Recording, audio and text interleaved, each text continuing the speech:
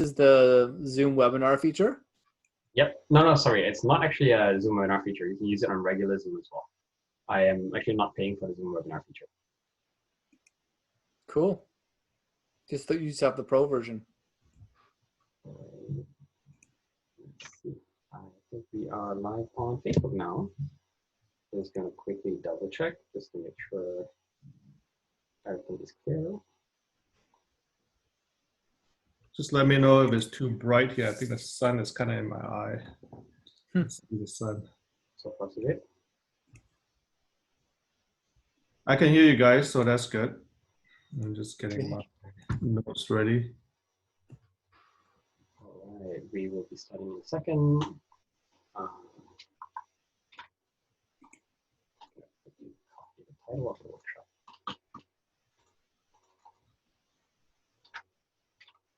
Alex, welcome.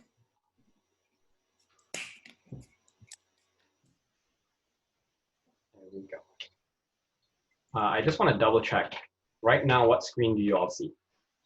I'm seeing the purchasing a home for first time. Do I really need a real estate agent? Cool. So you're not seeing the Zoom screen, right? Or not seeing the Facebook? Okay, that's good. No, I'm not seeing a Facebook now. Okay, why don't we get started? Cool. So quickly today, we'll do some quick intros and then we'll go right into the topic. We have a good about an hour or so to go through the presentation. Both Tim and Paul will be our presenters. They'll be talking as well. And then we'll have some time in between and at the very end to do some Q&A and discussion as well. And we aim to wrap up at 7:30 sharp. So that's basically the flow of the workshop. Okay. Quick thing I am testing out with some of my workshops is I'm actually doing some magic tricks at the start just to engage the audience. So I'm going to try doing that and we'll see how good it goes. Oh, no, I did tricks on Zoom before. This is the first time. Yeah, so let's try this one. So quickly, I think you all see me full screen. You can change presenter view if you like. So you can right click and just change the speaker view and that will make my face nice and big. Ah, here we go. Okay.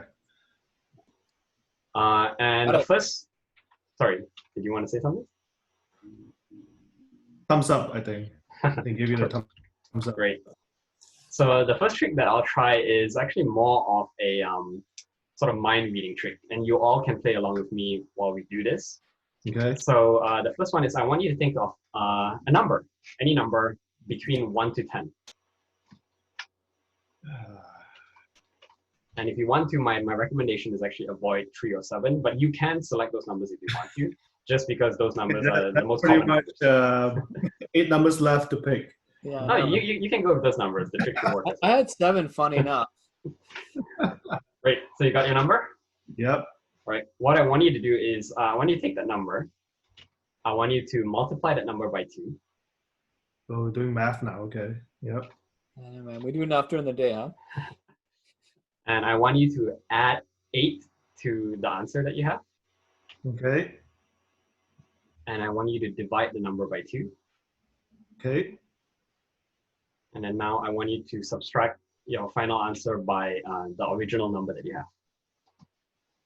You mean the original number that we picked? Yep. Okay. Right. So now you have a number. I want you to think about the alphabets. So I want you to find the alphabet that's corresponding to your number. So for example, if you have 1, then the alphabet is A. Okay. Right. Now that you know what alphabet you have, I want you to think about a country that starts with that alphabet. Okay. I want you to go the next letter over. So if it's A, the next letter would be B. Okay. And the next letter over, I want you to think of an animal. A what? Sorry? An animal. An animal. Yep. Oh, Jesus. Okay. All right. And now I want you to think of a color. From the second letter. Any color. Any color. Okay. Okay. Got it. All right. So Losing track. Gotta write it down. So my guess here is alphabet is D, country is Denmark, animal is elephant, and color is gray. How many did I get correct for all of you? 1. 2. 1. 2 out of 3 of Andrew. Damn. 2 out of 3. 2. Got 2. Yeah, not bad. Man. Mine was very obscure. No, it's at 6 o'clock in the evening right now. My math is a little bit off. So Yeah. I may somehow miscalculated everything. So, and I'm a real estate agent. Thank goodness. That's fine. Let's try another quick and simple one. If you have, try to look for pen and paper around you. Oh, Lord. Okay. I'm all digital, man. Let me see if I can find that.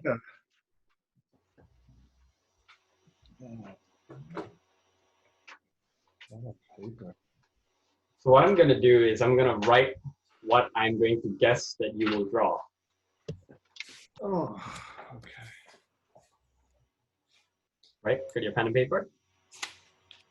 Yeah, go for it. Right? So what I want you to do is I want you to draw one shape inside of another shape. Some shape inside another shape. Okay.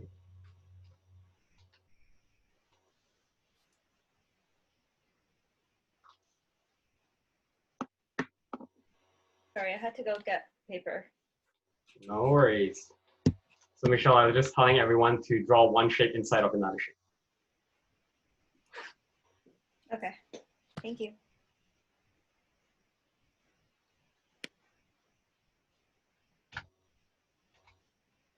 All right, got your shape. So Yep. this is what I'm getting from all of you. How accurate am I? Yep, nailed it. You got 1 right. Oh, diamond in a square. Mhm. I got a Damn, that's interesting. Square in a circle. Oh, not too bad. That's really interesting. So these are just kind of simple party tricks, I guess. No big trickery behind it. The first one, to reveal some of the tricks, the first one is whatever the number is, when you multiply it by 2, so if it's between 1 and 10, if you multiply it by 2, you add 8, you divide by 2, and then you subtract the original number, you normally end up with 4. So when you have 4, then the alphabet that corresponds to that is D, and most people think of Denmark as the first country when they think of D. And then E, most people think of elephant when they think of E as well. And usually gray is the default color, so most people think of gray as well. So it's just probabilities for that. And then the second one is a bit more subtle. So the second one, for those of you who actually got fairly close to what I was doing, is when I say I want you to draw a shape within a shape, I'm actually giving you some visual cues that prime your brain to think of triangle within a circle as well. Oh, I didn't even notice. Priming. Yeah. Man, there's so much psychology in all this mind tricks. Fun stuff. I'm just playing around with a whole bunch of different magic tricks. That's cool. Anyways, let's get back to the actual workshop itself. Okay. Icebreaker, man. Oh, so housekeeping, not icebreaking. I love to hear from anyone if you all have your own experiences as well. Normally what I say with most of my workshops is there's no such thing as a one-size-fits-all. So everyone has different needs, different problems. So definitely if you have different things that you find work for you, definitely please share. I also try to create an environment where the workshops are what I call a safe environment and inclusive. So please be welcoming to anyone who is coming off mute to speak. If English is not their first language, bear with them for a bit. And yeah, no discrimination, nothing like that. So that's the basics. Quickly, I have to just do a quick donation as well. Typically for all of my workshops, I run them as, most of them as free workshops. And what I do is whatever is paid for the workshop, I do a small donation to its Universal Outreach Program. And what they do is they provide funding to make education more accessible. And they're actually doing some work in Liberia right now. So the last workshop, we had $10 in donation. So I'll just do a quick $5 donation. That's very nice of you. Can you show us the password too while you're at it? Or? No. So we can donate as well with your account. I am sure. that. So how'd you hear about this cause? Actually, a friend of mine works there. Cool. So yeah, they're doing some work in Liberia, and they're actually supporting some honey farmers, and they're doing some entrepreneurship training with them to give them more skills around running their own business. Very cool. Very cool, very good cause. Good stuff, Chen. Very good stuff.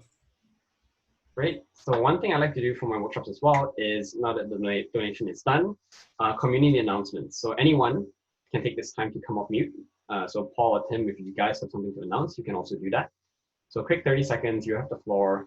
You can share anything that you want to share, any upcoming programs, any events, any interesting things that are happening. If you're looking for a job, if you're looking to hire someone, you can pretty much put any announcement out there. Okay. It's not much announcement for me. It's just pretty busy myself in the real estate business. That includes myself and my team, the team of 4, which I'll show you my slides and everything very soon. Wish I have an announcement, but right now I don't. So. No worries. Anyone else have any announcements? Alex has one, I'm sure. See if he can unmute himself. Can you hear me? Yeah. Yep. Yeah, sorry I don't have the camera on this computer, but we're actually hosting a real estate workshop tomorrow for first-time buyers and investors in the Fraser Valley. And that is myself and Paul, if anyone is interested. Cool. Do send the post the link in chat, and you can send it to me, and I can send it out to the attendees as well. Sure, that'd be great. I appreciate that. Cool. On. I can make a quick announcement as well for the entrepreneurs in the room, or for people who are just looking to try something new. I'm organizing a hackathon out in October. So for those of you who don't know what a hackathon is, it's basically a competition where people pitch ideas, they find team members, and they work together to build solutions. This hackathon is going to be a bit different from regular hackathons. It's going to be a small event where it's bringing together academia, entrepreneurs, and also enterprise. So the idea is we'll actually have some companies that will share some of their problems, and we'll try to design solutions for them. So it's going to be a great environment to get some working experience, possibly even get hired by some of those companies, or maybe even start a new company if you're actually looking to sell to some of these bigger companies as well. It's awesome. Good stuff. And I will Hi, everyone. Hi. Can you hear me? Yes. This is Helen Zhou, and I see this is a great team of Superman, and I'm happy to add some diversity in the group. And so I'm a small business advisor from Scotiabank, and I'm passionate about helping small business and entrepreneurs. And and I'm also on the committee of the Scotiabank Women Initiative. So if there's any women entrepreneurs and startup company who want to get advice, financial support, and especially during this COVID-19, how to leverage some government funding, how the bank can support you. I'm here to give you some advice. Great. Oh, that's good. That's great, Ellen. Yeah. Connect with me after. I'll definitely have some people for you. And I'm a fan of Scotiabank. You guys have some great mortgage products that we send a lot of business to. So Yeah, good rate for early renewal. But Paul, I'm your Oops. we graduate from UBC together, I think.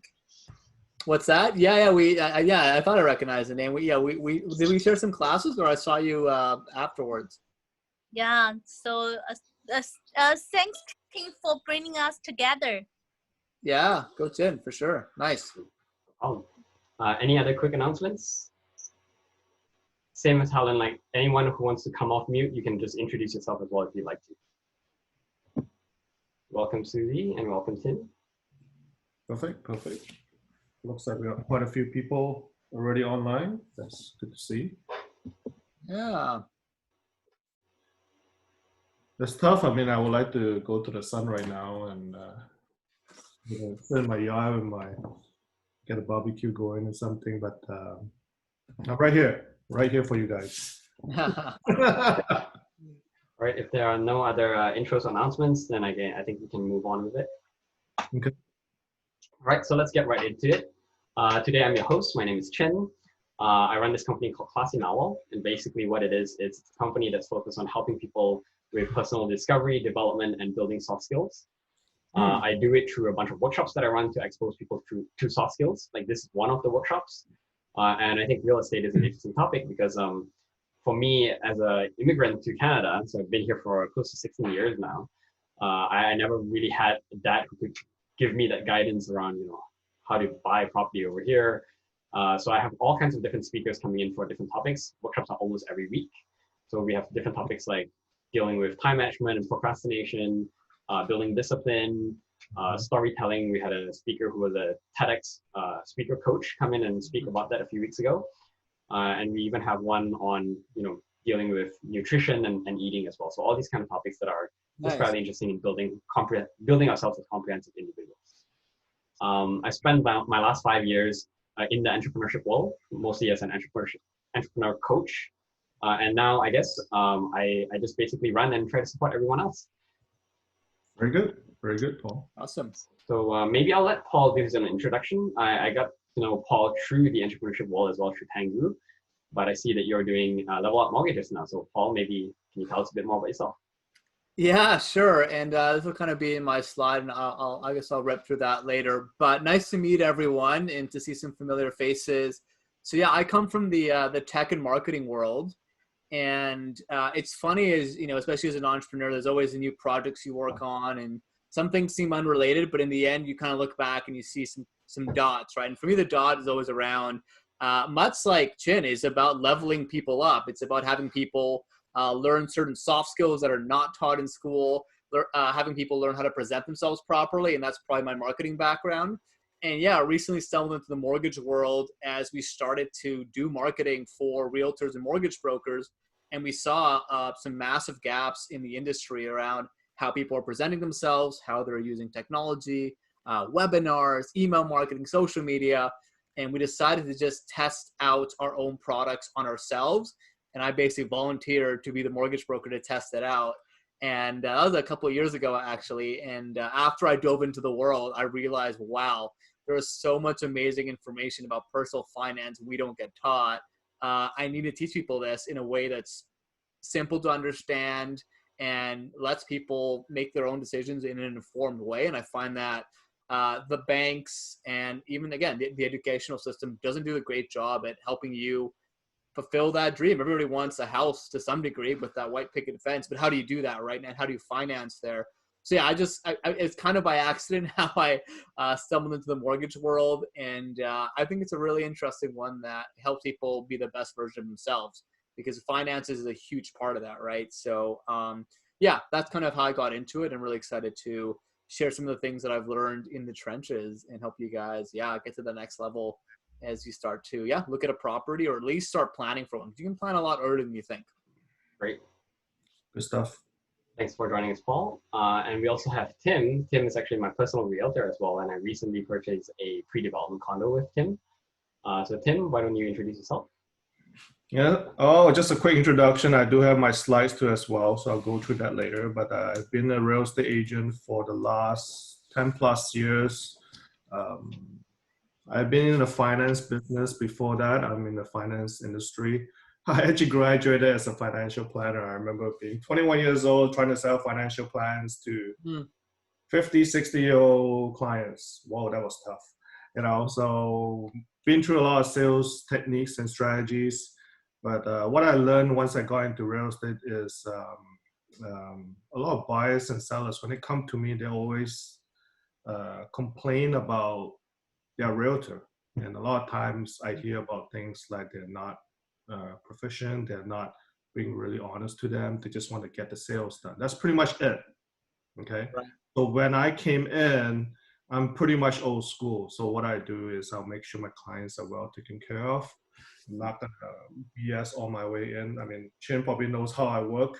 So I really go through everything thoroughly with my client, just so that everything is transparent, right? Nothing is being hidden from you. So that's how I work. So that's why I got into this industry. 10 years and running. So it's been a great ride, the ups and downs. And I'll explain to you a little bit of what is happening right now in the current real estate market. So that pretty much summarizes me. Oh, thanks for joining us. Awesome. Now that we have the intros out of the way, so I'm going to pass it over to Tim to actually start the presentation first. Oh, sure. But before we jump into that, I just want to quickly tease some of the questions that we'll raise, just so that we can start to think about some of those answers as you go through your presentation as well.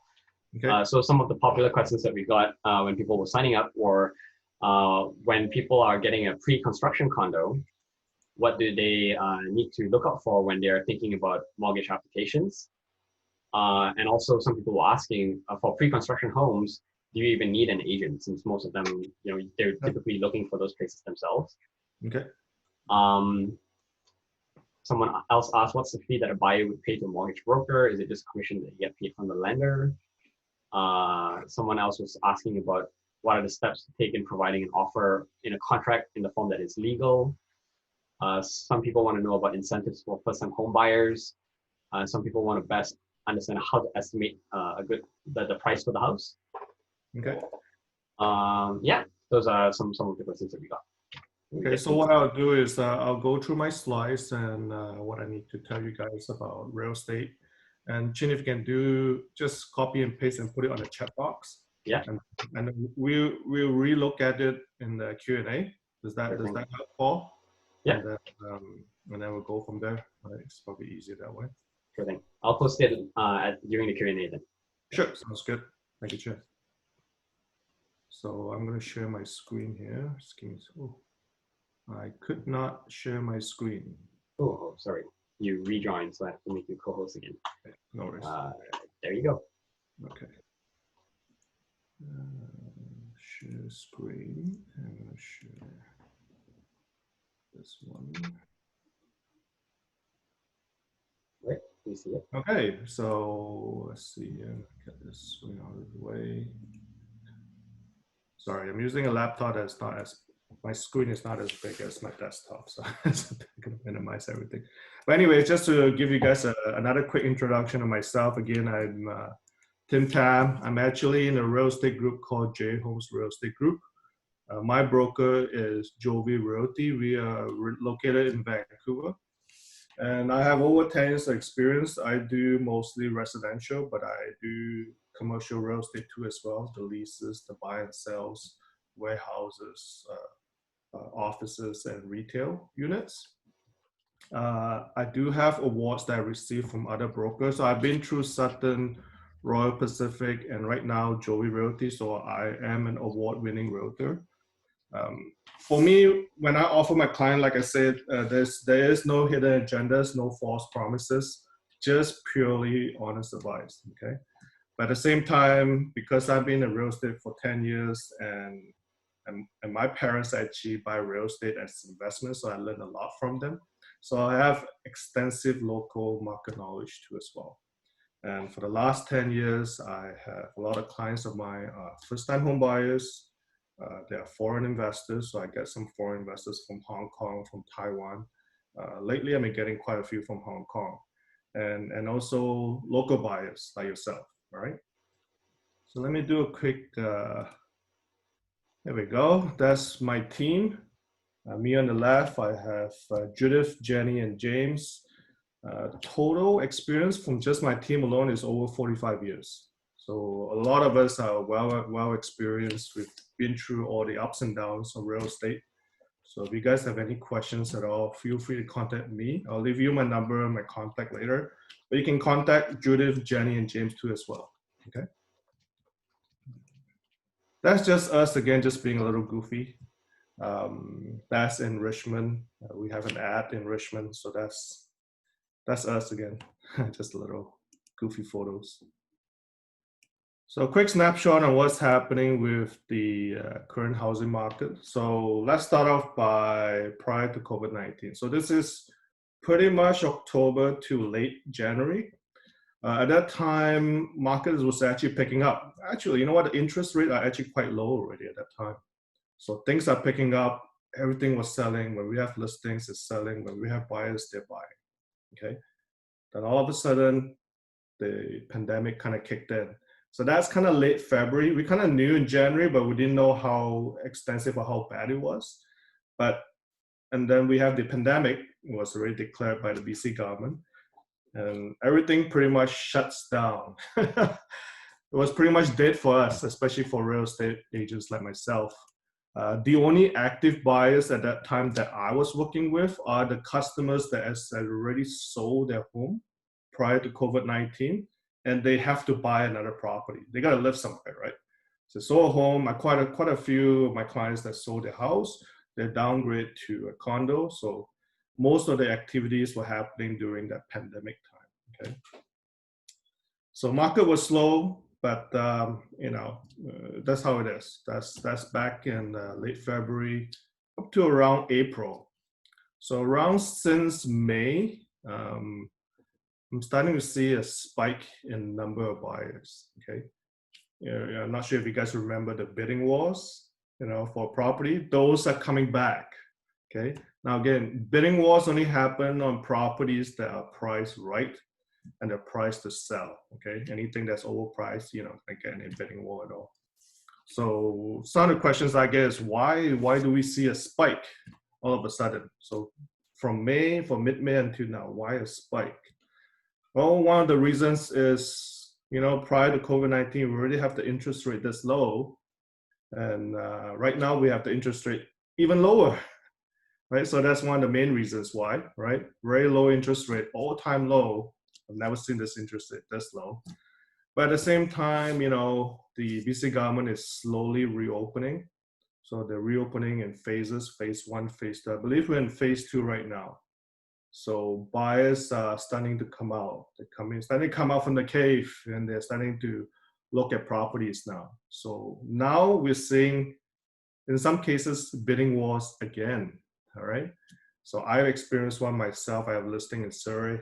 I have over 32 people that called for my listing, and it's only been listed for about 2 weeks. So it kind of gives you an idea how things can change, all right, in just a couple of weeks or a couple of months. So I'm going to talk to a couple of things here when it comes to residential properties. We have 3 ways to choose from. We have the pre-owned, the brand new, and obviously the pre-sale. So I'll go through each one pretty quickly. I'm sure some of you already know what it is. The first one is, what is pre-owned? So pre-owned are pretty much homes that are not new. They are previously owned by another owner. Something to be aware of when you buy pre-owned property is the condition of the home. So you might want to find out things like what is the age of the roof. You might want to find out whether the exterior of the building has done any repairs or if there's any leaks at all. So you might want to find those out. If you were looking at strata or townhouses properties, you might want to find out whether there's any upcoming repairs that's coming up. Okay.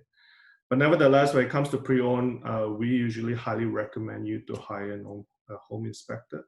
So they will examine the home and then they will determine the current state condition of the property. Okay, so that's pre-owned.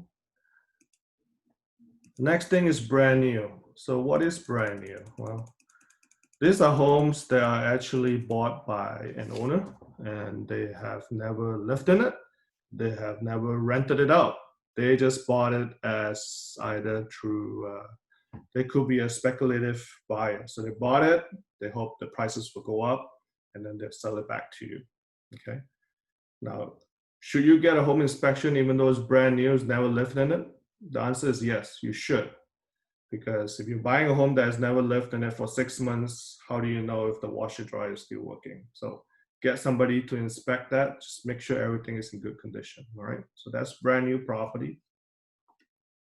And just like any other brand new property, there is a 2, 5, and 10 warranty, okay? Pre-sales. Pre-sales are pretty much homes that are sold to buyers where the, where the product is not even built, okay? you're pretty much walking into the presentation center, and the developer will show you how the building looks like. They'll show you some floor plans. They're going to show you what kind of finishings or renderings they're going to get for this property. And then you look at it and you're going to decide which floor plan works best for you. Okay, so you're buying right now to be built later and you own it later. Okay, usually the prices are a little bit higher than pre-owned. Okay. So having said that, so there are 3 types of ownership. Okay, very straightforward, 3 types of ownership. The first one would be freehold. So what is the freehold? So freehold, pretty much you own the land and you own the structure that's on top of the land. So in this case, it will be a house. So you own a house. So there are some advantages and disadvantages of freehold. The disadvantage of freehold is it costs significantly higher when compared to condos and townhouse because you own the land. So, and because you own the land, the advantage is land prices appreciate over time. Okay, every 10 years, every 5 years, 10 years, land prices always goes up. So there are some disadvantage and advantage of freehold. The next thing is leasehold. So leasehold is kind of like leasing a car. So you're buying the rights to use the property from another party. So in many cases, you're buying it, the party is actually, might be City of Vancouver or owned by the government.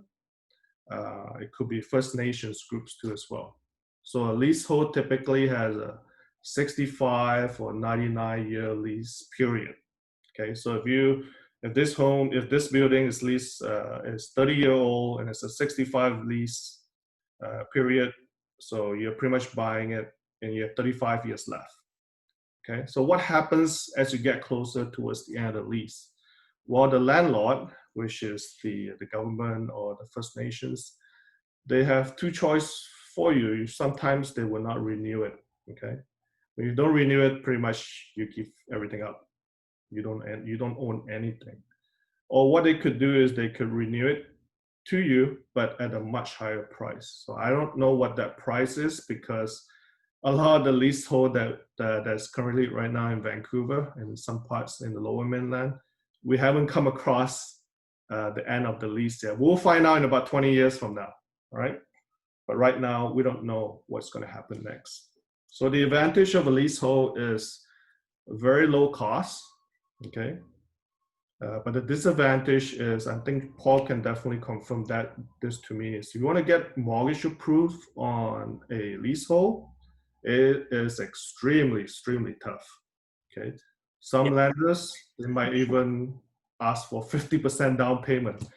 You know, some won't even give it to the mortgage to you at all because it's so risky, right? Yeah, that's if you're lucky. Most of them will just turn it down. Oh yeah, I've seen it. So yeah, so that's leasehold. The most common one we see is strata properties. So strata properties are pretty much a strata lot. So you're buying the unit and you are sharing the other areas with the other owners. So when you say the other areas will be something like you share the elevator, you share the gym, you also share the playground, you share the rec center, okay? So the common forms of strata properties are condos and townhouses, okay? So how it works is each strata, they have what we call strata council. And this strata council, they are actually owners in the building, okay? So they hire a property manager, and the property manager, what they do is they collect a monthly strata fees, and the funds will be used to maintain the properties. So they could hire things like a caretaker. They could hire someone to do the gardening. They could even get somebody to do some minor repairs and maintenance, all right, throughout the year. So that's pros and cons on strata buildings. The disadvantage of strata buildings is you will encounter some kind of pet restriction, okay? A lot of condos and townhouses right now, they don't allow like bulldogs. They're not allowed to have a bulldog at all, okay? Or they have rental restriction. So some strata that I have encountered will be a 5% rental restriction. So you have a 100 unit, only 5 can be rented out. Okay. At the same time, because you live in a strata building, you are not allowed to make any alteration inside your unit. If you want to do any alteration, you must go to a strata council and ask for approval. A lot of times they'll say no. For example, if you have the kitchen, there's a wall in front of you and you want to make a hole in it, good luck. Sometimes the strata will say no because you might interrupt or disrupt the building structure. Okay. One of the advantage though for strata is it costs a lot less than freehold. Freehold properties will be a home. So a home could be like $2 million, but you can buy the same strata condo that's in the same area for $600,000-700,000. So it's a lot less. Okay. Moving on, we're going to talk about some of the closing costs. I'm going to touch here on the closing costs. Just give me a second. So the first closing cost that comes to my mind would be lawyers and notary, and that ranges between about $900 to $1,300. Okay. The second type of closing cost will be property transfer tax, and it's calculated based on the purchase price. So the first $200,000 of the purchase price is 1%. The remaining up to $2 million purchase price is 2%, and goes on and on and on. Okay. Now that can add up pretty quickly on a property transfer tax. The third closing cost would be GST. Now this only applies for brand new properties. The GST is 5%. So if the property is worth $500,000, you're going to be paying about $25,000 in GST. And this is on top of the property transfer tax. Okay. The next type of closing cost will be appraisal. Now this is based on, depending on the lender that you choose. So Paul can touch on that too as well. So the appraisal's job is just to evaluate the property and just want to make sure everything is, if you're buying a 2-bedroom with a 2-bath, you just want to make sure it's a 2-bedroom with a 2-bath, right? Something like that. The next closing cost is the land surveyor. Now this is only for houses. So if you're buying a house and if it's a 40 by 120 square foot lot, the land surveyor is usually required by the lender because they want to make sure you're buying that is exactly 40 by 120. Okay. So usually it costs about $500 to $1,000 depending on the land size. Sometimes you don't have to buy it at all if the existing owner has a recent land surveyor done, then that saves you $500 to $1,000. Okay. The next thing will be mortgage insurance, and I'll let Paul to touch on that too as well. This is the fees for buyers if they have less than 20% down. So get in touch with Paul. Paul can explain the whole entire mortgage insurance to you. It's not very complex, very simple to understand. And last but not least, prorated yearly property and utility tax, because the current owner usually pays for the whole entire year. So if you buy halfway through, you got to pay for the other 6 months. So it's prorated. It's all done at the lawyer's office, all right? You don't have to worry about that. You just need to know there will be some kind of property and utility tax. So I got this question a lot from my first-time home buyers. Are there any incentives? Well, there's two that I can think of, but one of them is used very widely, is property transfer tax exemption. Now, this is only for properties that are $500,000 and below.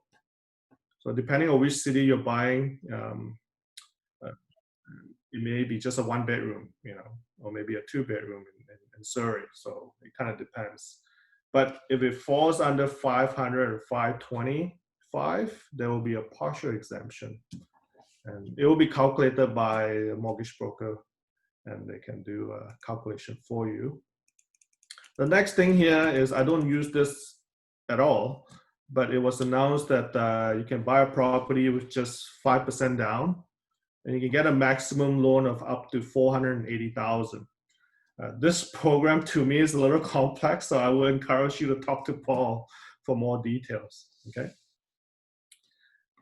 The last incentive, now this actually is not for first-time home buyer, but I thought I'd kind of sneak it in. This actually applies to anything that's brand new. So if you buy anything that's brand new, a townhouse, a condo, and it's up to 750,000, your whole entire property transfer tax is exempt. So if it's 750,000, you just save yourself $13,000. Now the con is you still have to pay the GST, so you can't run away from the GST, but you save yourself on the property transfer tax, and you get to live in a new property, right? And there will be some partial exemption between 750 and 800. So those are the incentives that I can think of when it comes to a first-time home buyer. The next few slides, I'm just going to talk about how a real estate agent works. The first thing is, do I need a real estate agent? Or can I buy a home without a real estate agent? Well, the answer is you could, and it's really up to you. As long as if you know the product really well, and if you know the whole entire procedure, if you don't need any guidance at all, an explanation or representation like myself, you know what, go ahead. I'm not gonna stop you. You're more than welcome to buy the property. But just you gotta remember something though. The seller hire a listing agent to represent them.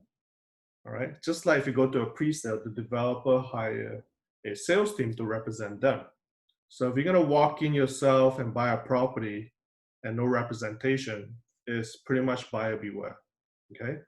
Now, because of the recent agency rules in the real estate board, a listing agent is now not allowed to represent both parties. Before they can do it, it's called a dual agency. Right now, it's not permitted anymore. So we always encourage our buyers to hire a realtor like myself to represent you and go through the entire process to you. And I'll explain why in the next few slides why you should hire a real estate agent. Okay.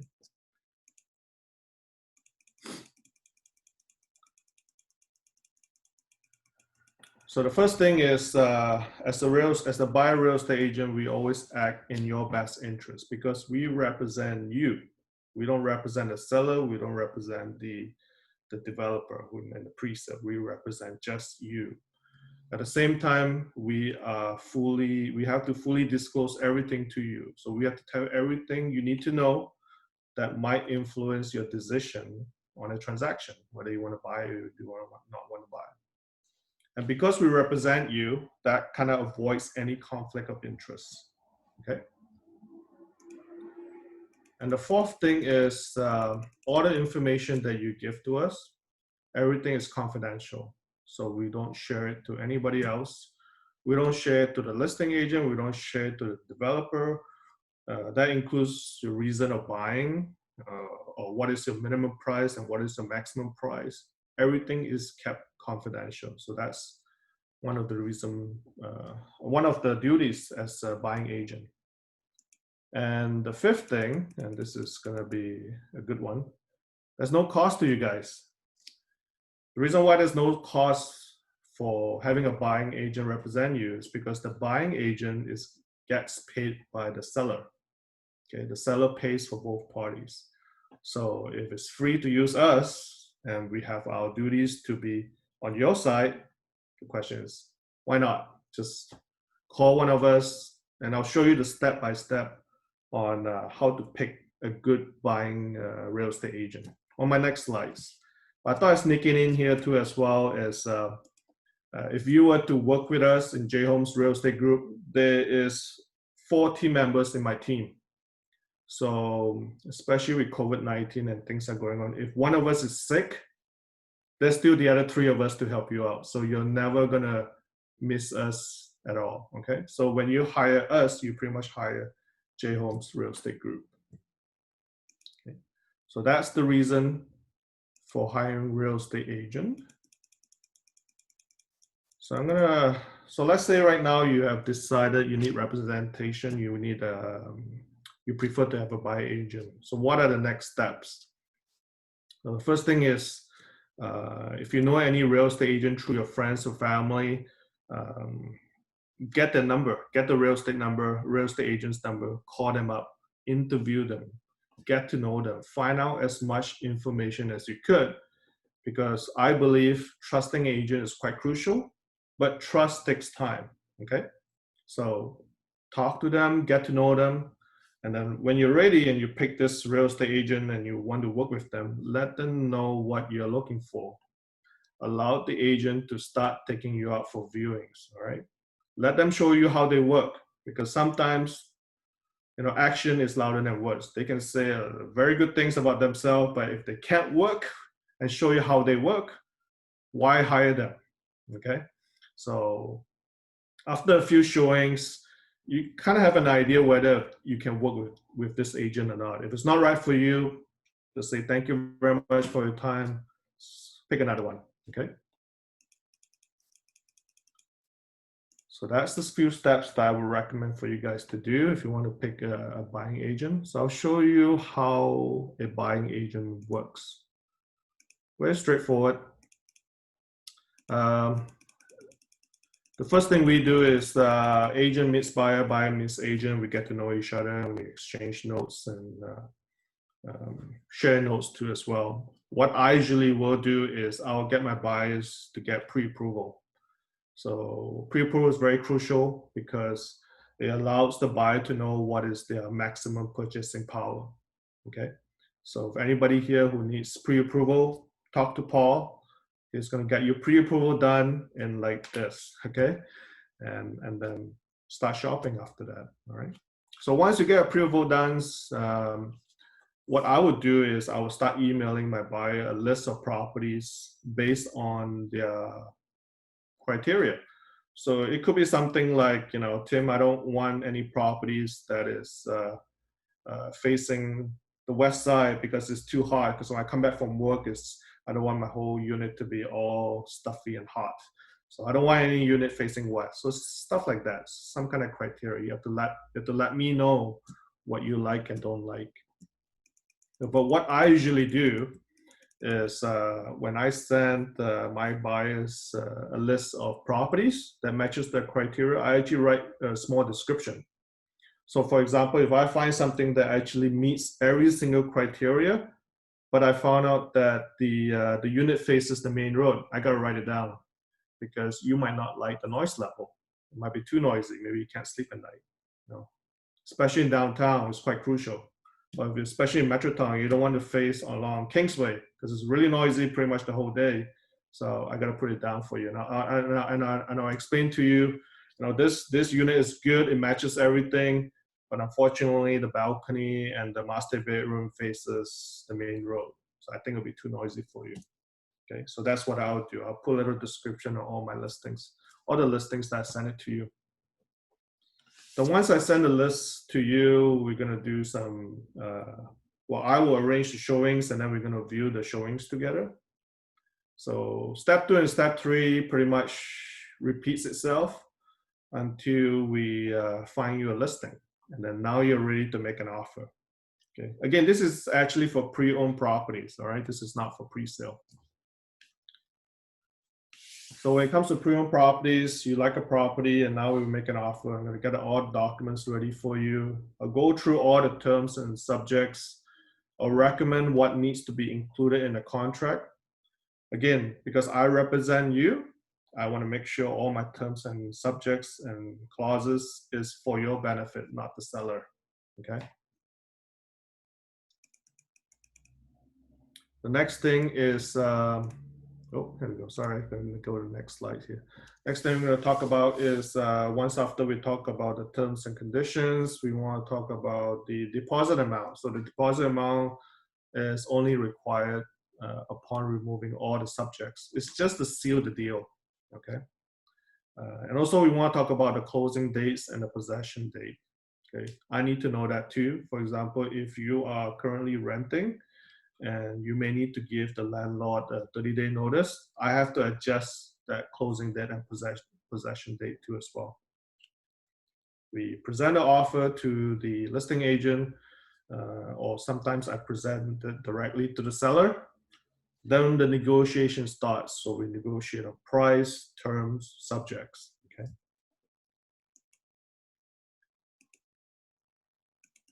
So now the offer is accepted. So what's next? So what I usually do is I will prepare all the documents.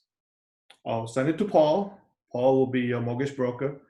And Paul is going to contact you and get more further information in order to get your mortgage approved. So that's step one. Step two will be to get a home inspection. Again, home inspection is to determine the current state of condition of the property. And also you need to know if there are certain things that needs to be done. For example, the oven is not working, you need to replace it, you need to know. So that's what the home inspection would do. The third thing is, and this is only applies to houses that are 40 years and older. If you're buying a home and house that's 40 years and older, there's an oil tank scan inspection. Okay, the inspection pretty much involves visual.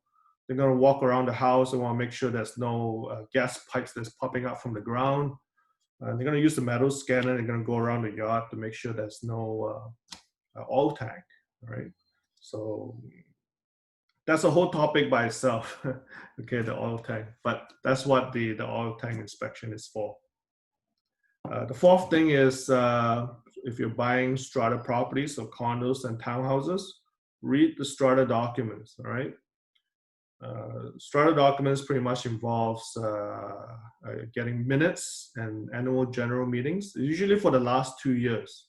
Okay, they will also provide you the bylaws, the rules, and a Form B. So Form B pretty much gives you a snapshot of the building or the strata. It'll show you what the strata fee is. They'll show you what the contingency fund is. They will show you your registered parking spot number and also your locker number.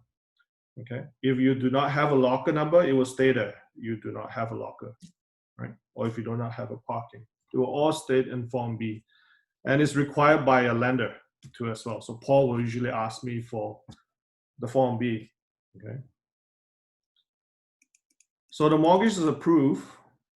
Oops, here we go. Sorry, just gonna go back to my old slide. So the mortgage is approved and you're satisfied with the home inspection, you're satisfied with the strata documents.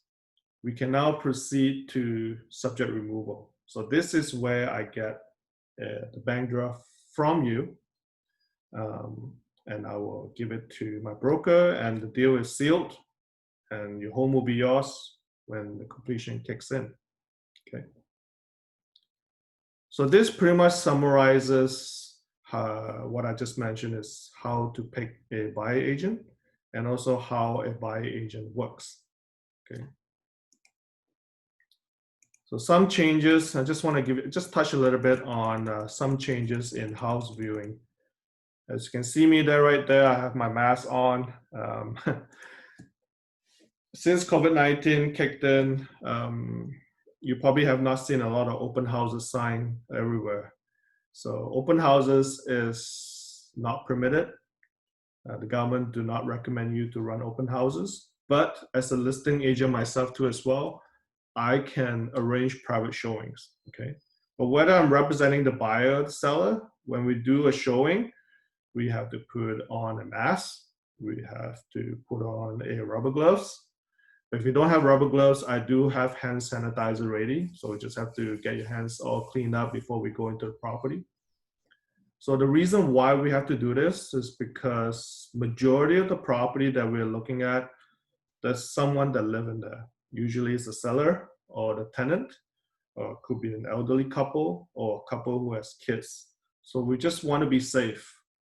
We don't want to spread any potential COVID-19 viruses around. The next thing we see very often too as well is waiver forms. So whenever I want to show a property to my buyers, the listing agent will probably send me some forms, get my buyers to sign it or initial it. It'll probably say something like this. As there's no standard waiver forms, everybody is very different. They'll probably say something like, you confirm you do not have any symptoms of COVID-19 or you have not traveled outside of Canada for the last 14 days. So there's stuff like that. You just need to sign it and just to acknowledge that you do not have any of those. So that pretty much summarizes my presentation. I know I cover a little bit too much here, kind of speeding things up. But I cover pretty much 3 ways to buy a property. So that's pre-owned, that's brand new, that's pre-sales. I also cover 3 types of ownership, which is freehold, leasehold, and strata. And also why you should consider hiring a buy agent, and also how to pick one. Okay. And also I kind of cover like a snapshot how a buy agent works, and also the procedures in buying a property. So that pretty much concludes my presentation. So if you have any question, anything at all, you know what, just reach me. I have my number there. I have my email, and my group or myself are there to answer your questions. Okay. So Chin, that's it for me. Great work, Tim. How do I stop? Virtual round of applause is nice. So we're going to switch over, I guess, the control panel to me. So I'll share my screen. Yep. All right. So let me do that. Give me a second. Yeah. There you go. Okay. So it'll be my primary desktop. Everyone's seeing what I'm seeing. Yep. Yep. Bunch of text. Hopefully it'll bring to life. So thanks for that, Tim. And it was useful to have you go before me because we had some nice overlap, which I can elaborate on now. And yeah, obviously drill home and just stick to what's relevant. So I understand that I am the only thing getting between everyone here and their barbecue. I think Tim is as an imminent barbecue, a hot date, or walking out in the sunshine. So I'll try to keep it as brief as possible. We already went over kind of about me. I gave you the story. I focus a lot with entrepreneurs because guess what? It is actually harder than ever to get a loan as an entrepreneur. You think we work as hard as we do to do what we can as entrepreneurs, and we get some break in life, but no, even getting a house is harder. So I'm pretty passionate about helping there. But obviously I work with all kinds of, first-time buyers, new immigrants, investors, etc. Bit about our brokerage. We do $5 billion of mortgages a year, both in BC and Ontario. Actually, I'm licensed in both provinces. So yeah, we see a lot of things. That's to say, not everything's a slam dunk. You'd be surprised how fast lender policies are changing, especially during COVID.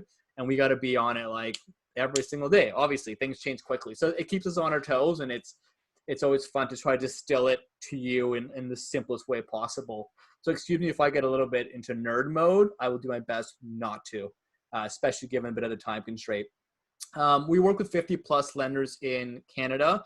You'll find out later on that a lot of these are actually not lenders you've heard about, but they are just as legit as any of the banks. So yeah, again, lots of hidden stuff in the mortgage world you don't really hear about. Why us? I mean, rate exclusivity. You want to have, of course, the best rate.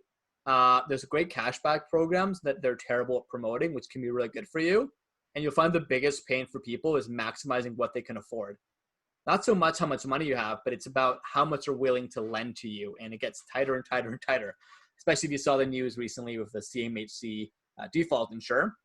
And yeah, as I said before, I'm all about the education. It's about leveling you up. I mean, it's all about personal development, which is why I was thrilled to have Chin have me on here, because all the soft skills you're learning, it's all about making you a better person and ultimately making more income and making strategic choices. Because yeah, your house can be a place to live in, but also an investment, right? So it's all about saving money over time. Now, we talked about pre-approvals. I get a lot of questions. What's a pre-approval and an approval? So pre-approvals, we do all our homework possible to see what you qualify for, but there's always a massive variable. What is that? It's your property. That's your collateral. At the end of the day, your collateral for the bank or any lender is the property. So you can make, $1 million a year, have no debt, but if your property, as Tim said, is on, if it's on leasehold land or there's an envelope issue, aka water damage, your options start to wither really quickly. So pre-approvals are basically a very accurate guesstimate on what you can qualify for. But remember, it's always subject to your property, which you won't know till you have an offer accepted. So it can be a little stressful if you don't do the work up front. So what are the factors?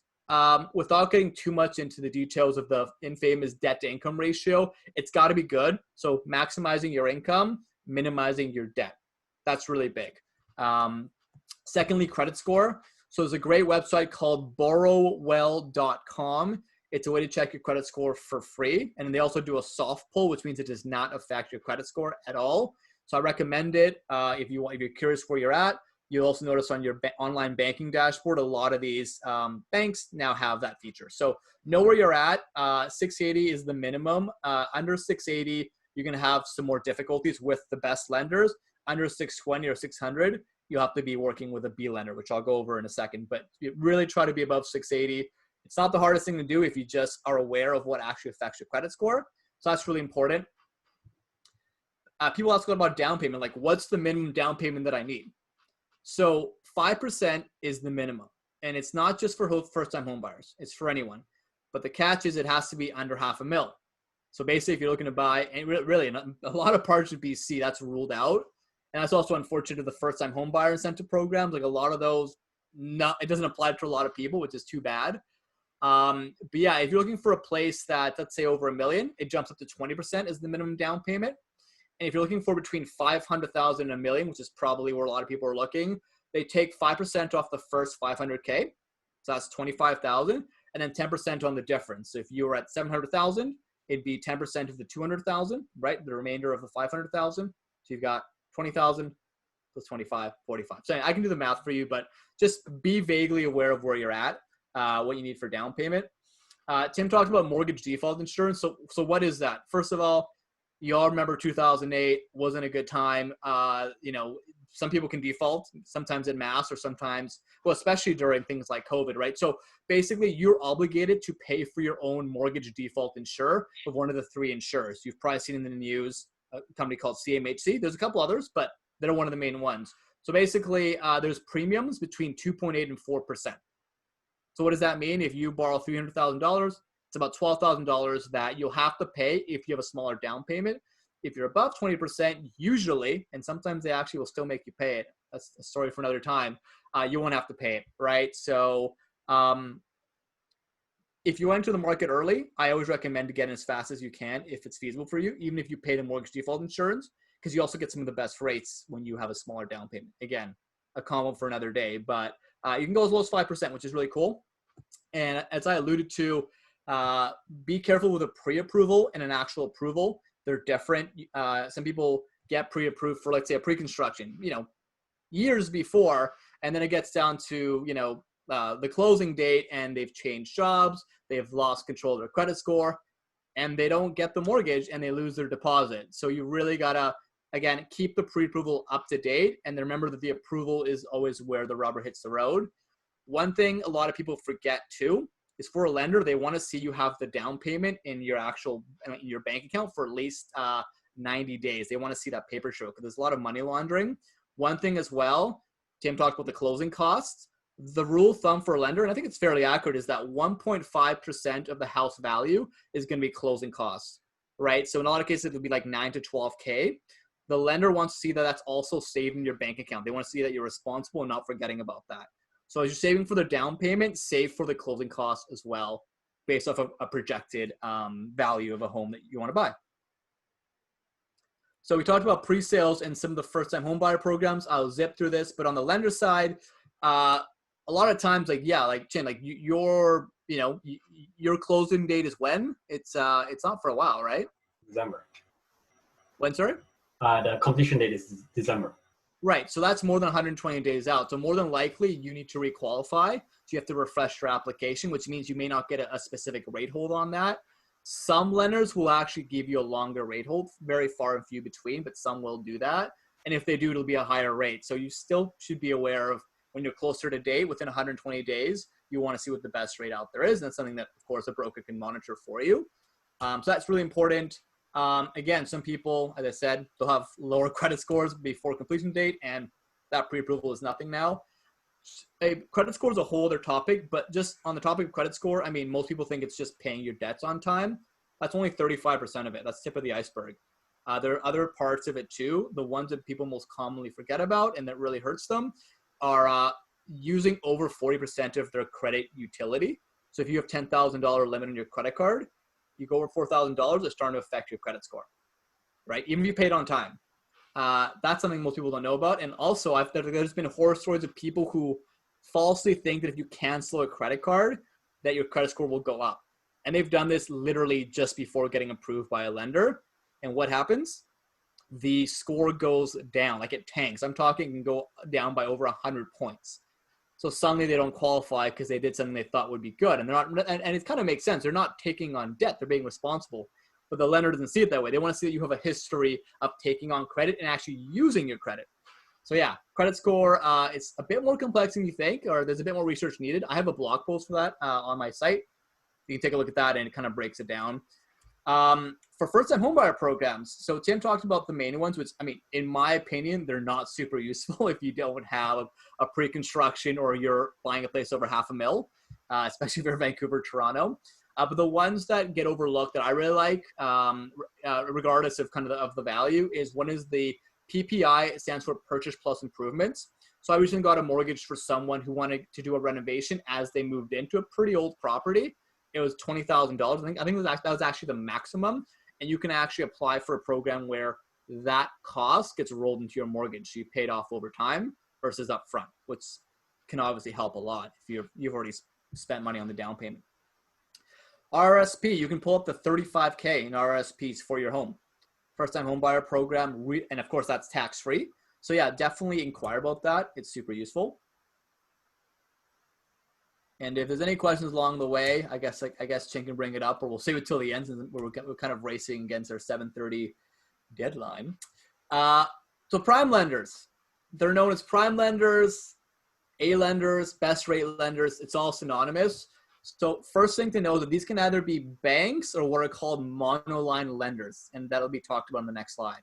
But they both are the ones who have the most stringent restrictions, but also they'll have the best rates. And I literally, there's rates below 2% right now, which is crazy, as Tim was saying.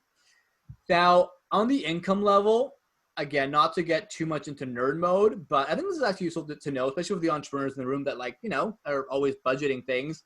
There's something called your ratios, your debt to income ratio. And basically, we'll talk about the most important one of the two ratios, in my opinion, is the TDS, right? So the TDS ratio basically says you have to be under 44%. So and this is per month. So let's say you make $5,000 a month, right? Your upcoming mortgage cost, right, the monthly you would pay per month, plus other recurring debt, car loans, revolving lines of credit, they all have to equal no more than $2,200 in this scenario. 2,200 over 5,000, that's 44%. If it's 2,250, what happens to the ratio? It goes up. So you have to be even of the ratio, or you have to make more money. But it's always balancing these ratios, right? And basically, I mean, the key takeaway there is to maximize your ratio, manage your debt well. By the way, net worth actually has very little to do with how you qualify for a mortgage. So you've got a lot of money saved up, you're way better off paying down debt than saving that and telling a lender, hey, I've got a lot of money, I'm a good borrower. Doesn't really work that way. So pay down debt as much as possible. And again, credit score is paramount. Talked about rates a little bit. So variable is obviously a little bit lower right now, but fixed is also quite low as well. So yeah, now is a good time to get, to look at a mortgage or get pre-approved. And sorry, I'm getting a phone call here. Sorry about the annoying voicemail, the automated one. So there's the best rates. There's also when you get a pre-approval, you can hold the rate as well. So even if you're not ready right now to buy a house tomorrow, you have 120 days to hold the rate, which you never know. You might as well hedge your bets, not just to know what you can afford, but also you can hold the rate down. And now is a perfect time to do it. Again, we talked about minimum down payment and actually for A lenders, the minimum is 5%. But when we talk about B lenders later on, they require a lot more down payment because they're taking on more risk. Okay, so we talk about A lenders. Best rates in the market, they can be banks or what are called monoline lenders. Let's talk about what those monoline lenders are. And before I came to the industry, I had heard of basically none of them. Why? Because a lot of them don't have retail locations. All they do is mortgages. And people ask, were they legitimate? Well, yeah, they have millions of dollars of investment. They're regulated by the government, and the big banks actually invest in them. So think of them as little startups that the banks invest into. And since they're very nimble and they have low overhead costs, they can give you better rates, and also they're hungrier for your business. And banks are known to actually overcharge. There's an article in the Huffington Post about it. So these are important people to be aware of. So let's talk about them. So MCAP or First National, anyone heard of them? Like a virtual raise of hands at all, or even Tim?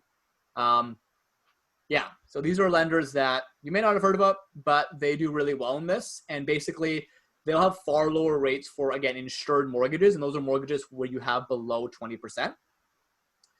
So here's an example from today. Marathon Mortgage, who's heard of them? Like, you know, and you've got TD Bank. And if you look at the difference, 1.98 versus 2.35, that's assuming a $500,000 mortgage, let's say, that you take. If you were to take one at 1.98 versus 2.35 over the 25 years that you usually spread a mortgage across, right? You'd save $28,000. That's about $5,000 and change every 5 years, because usually you'll do 3 or 5 year terms. That's also important to know. So a little bit of that delta between the rates can be a whole lot of savings over time. So yeah, it's important to just crunch the numbers and not be so obsessed with the rates, but like look at the numbers and work it out of your mortgage broker and just see what the difference is. And that's really key. One thing as well is that these monoline lenders, they have smaller penalties. In fact, one of the things people don't ever think about are breakage penalties. And especially if you have a fixed rate mortgage, they're huge.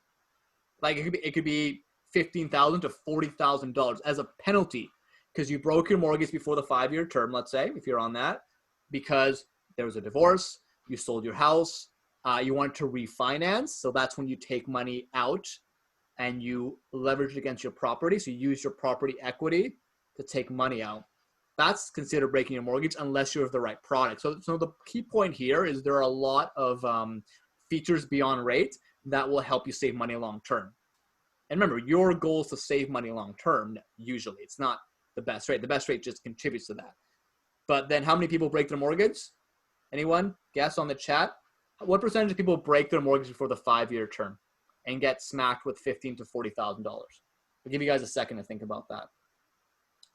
If your answer was 6, like in Chin's game, then that's correct. It's 60%, which is a lot, right? So sometimes people actually want to break their mortgage because there's a lower rate and they break it a little bit early. So if you want some versatility or you're indecisive or you might sell, I'd say go for a monoline lender and go for a variable rate because those are when you have the least breakage penalties. One also big X factor is a lot of you are probably looking at, you might have a basement suite that you want to rent out and you want to use that rental income, not just for your income, but you can use that rental income to qualify for a bigger property. Because remember that debt to income ratio we talked about, right? Debt over income. The income can be, of course, your salary, your partner's salary, etc. But also it can be things like child tax benefit.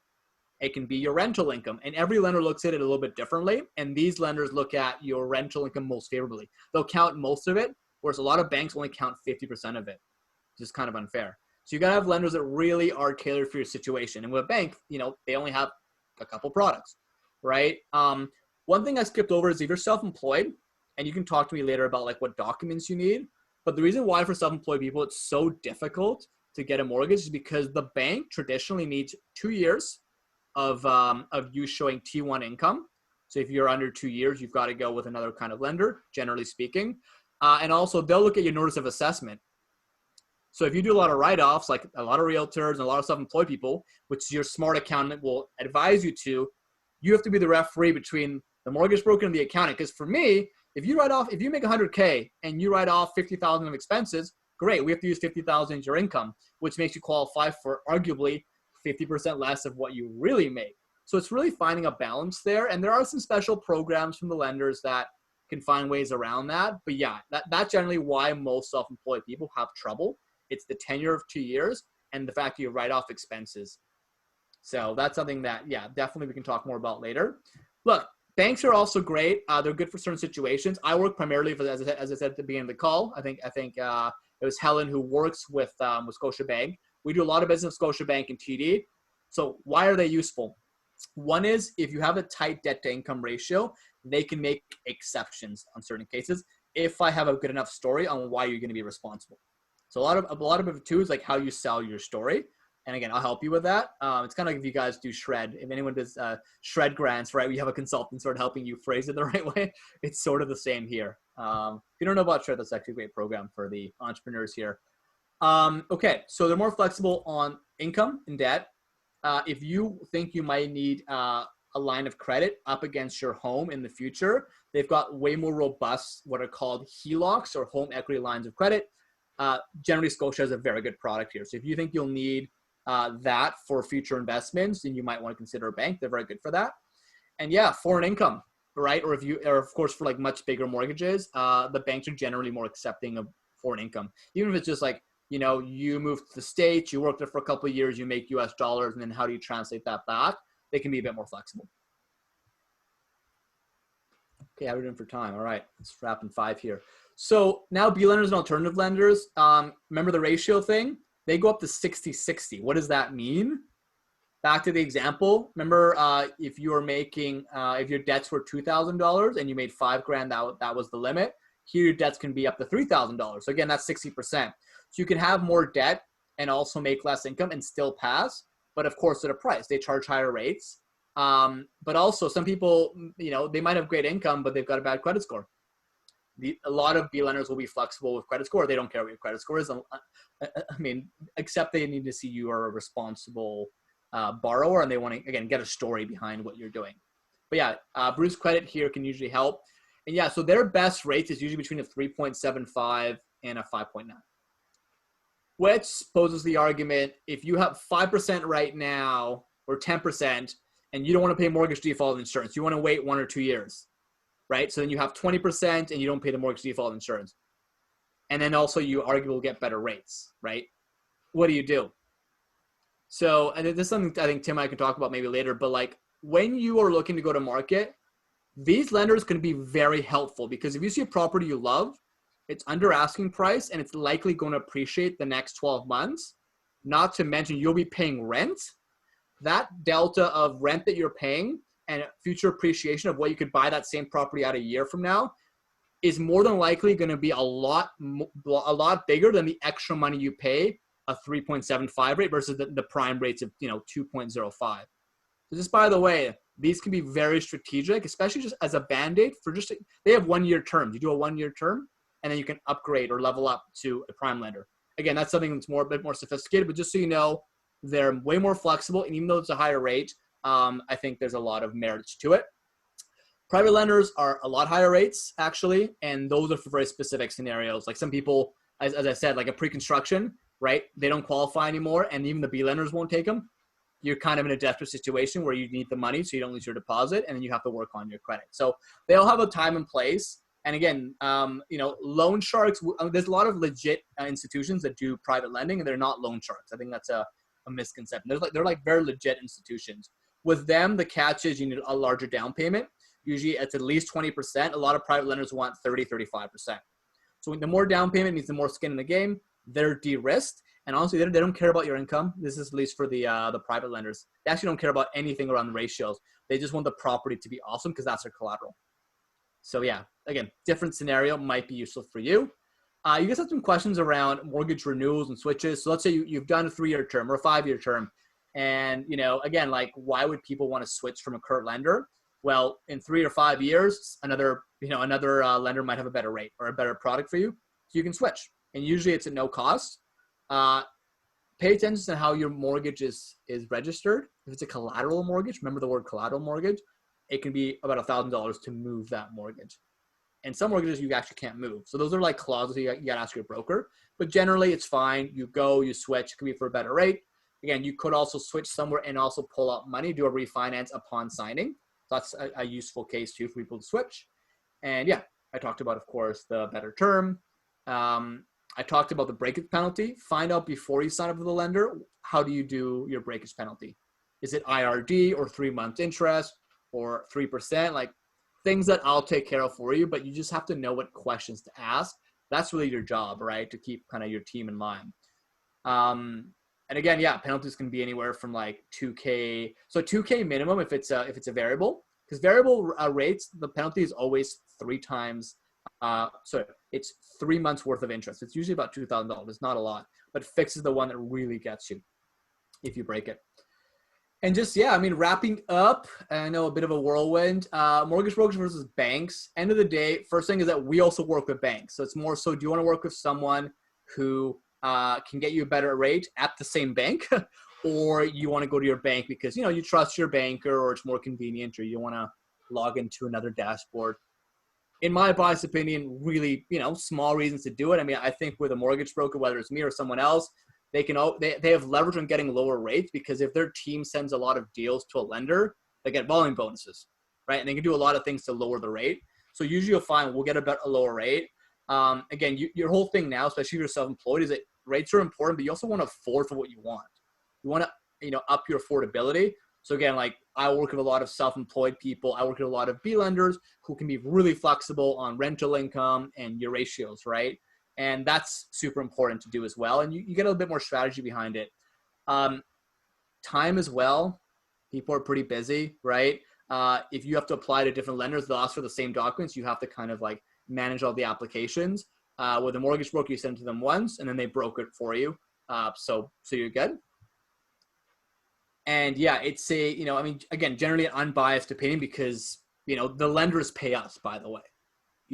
Just like, you know, a buyer's agent with a realtor, the lenders pay us. The only exception is if you are doing private or sometimes B lending, those lenders don't pay us. So that's where we'll tell you up front, listen, if we're doing B or private, here's going to be our fee. Usually it's about 1%, 0.5% to 1% of the mortgage. So it could be, you know, anywhere from $1,000 to, you know, $4,000. And remember, the lenders will also charge you 1% as well, generally speaking, mainly on the private side. So yeah, again, it's more costly to do B or private, but sometimes you either don't have a choice, or it makes financial sense based off your opportunity cost of paying rent for a year and having a property you really want that's perhaps undervalued, appreciate over the year. And yeah, the biggest thing is, hopefully you've seen today, is just communication. Right, is you have someone you can text at whatever time of night, within reason, of course, that is going to be on DMing you or WhatsApping you. And just, especially the first time home buyer, you want to ask questions. Banks, in my opinion, aren't the best at explaining, nor do they have a call me anytime or text me anytime line. So like, use that. It's about service and just thinking about strategy. And remember, they're fairly biased. Like, they only have a couple products. They're like, yeah, you're a great fit for this product because, you know, because whatever. With us, it's like, well, here's 49 other products. Let's see which one makes more sense for you, right? And yeah, I talked about sort of, you know, you don't have to pay us unless it's a private lender. And yeah, again, for banks, again, they're stricter, have only a couple products. Again, like the rep gets paid no matter what, right? And no matter whether they, you know, help you or they don't help you, they're on salary. We're on usually pure commission, so we need to make sure you're serviced properly. And yeah, that's kind of it, really, for banks versus mortgage brokers. You know, again, it's up to you, but get informed, and then again, use a broker at the very least to consider to see what the bank rates are versus the other lenders that, again, don't have retail locations. So that's it. We've got a couple minutes for questions. Take it away, Chin. Great. No, thanks for sharing so much useful information. I think for a lot of first-time home buyers, the biggest challenges that we have is we don't know what questions to ask because we don't even know what to consider. Right. So thanks for exposing all of that. So maybe I will go through some of the questions in the chat first, just to make sure we answer those. But quick reminder for everyone, the session is recorded in case you didn't see my message in the chat. I will send the recording and same with the slides as well. And I'll send both Paul and Tim's email addresses out to everyone as well in case you have more questions. So quickly, one of the questions that Tim was asking, so Tim Cole, he was asking a bit about, and I want to just make sure that I answer it correctly. If real estate agents are paid by the transaction, then how are they incentivized to represent the buyer? Because buyer agents, they still want to make sure that you actually buy a property and close the sale. So Tim, any comments on that? Well, let's put it this way. I can't speak on behalf of all the buying agents, but for myself, we don't look at a commission as the reason why we need to get the sales done. We look at what you want, where you want to live, and why you want to live there. So if we're able to find a property for you and you're happy with, then we'll close that deal, right? I think that pretty much summarizes. I don't look at commission as an incentive to say, Chin, you're gonna buy this. So I think this developer is gonna give me $10,000 bonus commission. So I don't do that. So Yeah, to me, it's just the way I work. I can't speak on behalf of all the other realtors out there, but that's how I work. My comment then, maybe Tim, you can clarify if I'm on the spot or not, is that usually buyer agents, they represent the buyer, and usually Correct. buyers have a fixed budget range. So let's say, for example, when I was shopping for my property, I told you my budget was anywhere around 600K to about 700K. So Yes. typically the commission that you get is going to be more or less the same regardless of who I buy from. So that's No, usually, is not that the really. case? Not really? No, Okay. not really. Every developer is different. If you go pre-owned properties, don't talk about pre-sales. Talk about pre-sales, every developer is different. Okay. When it comes to pre-owned, most of them have some kind, I can't use the word standard, but you see the same numbers, but some is lower, some is higher. Okay. So there's no standard commission. Okay. Okay, no, good to know. Yeah. Michelle, you had a question. Sorry, I'm just scrolling to look for it. Maybe do you want to quickly, actually no, I found it. So what if you have a credit card that you don't use? Would it be a bad idea to cancel? How would it affect your credit score? Would you want Paul to answer that? Yeah. So I think I covered the if you have a credit card you don't use, and I mean, I would say try not to cancel because it does affect your credit score, especially if you've actually used the credit card before. Remember, it's like a resume of you having access to lots of, credit card capital, and you've used it responsibly. They want to see that. So I would say just try not to close them if you can. If you do it, it's not going to be, and if you barely use it, it may not be that much. But look, put it this way, if you're close to getting a mortgage within 6 months, just leave it. If you're maybe a year out, do it now. I know it's a bit of admin work, but close to date, try not to. I know it does sound a bit strange, but that's just how they do it. Michelle, sorry. Does that help? Yes. Yeah. So yeah, I was just checking Borrowwell too. Yeah. And how'd you do? Yeah, you know what? Like I used it like a few years back. So it was just strange because I went on and like I can't. Like I have a 0 score now. So I was wondering if you might have insight on like why that might be the case. Oh yeah, there must be something that's off. Or I don't know, if you're new to Canada or you've lived somewhere else, then maybe you don't have any current like a current Canadian credit score, so you've got to build up your credit. And we can talk about that offline. But yeah, that's strange that it would give you that. I mean, it should if you've lived here for a while and taken out a credit card before. I'm guessing, right? Yeah, I mean, the only move I made was like BC to Ontario, unless that makes a difference. No, it's national. It's national. Okay. Yeah, so I'm not sure, but we should talk offline about that. I actually have an office in Ontario. I'm there pretty often, so yeah, that's cool.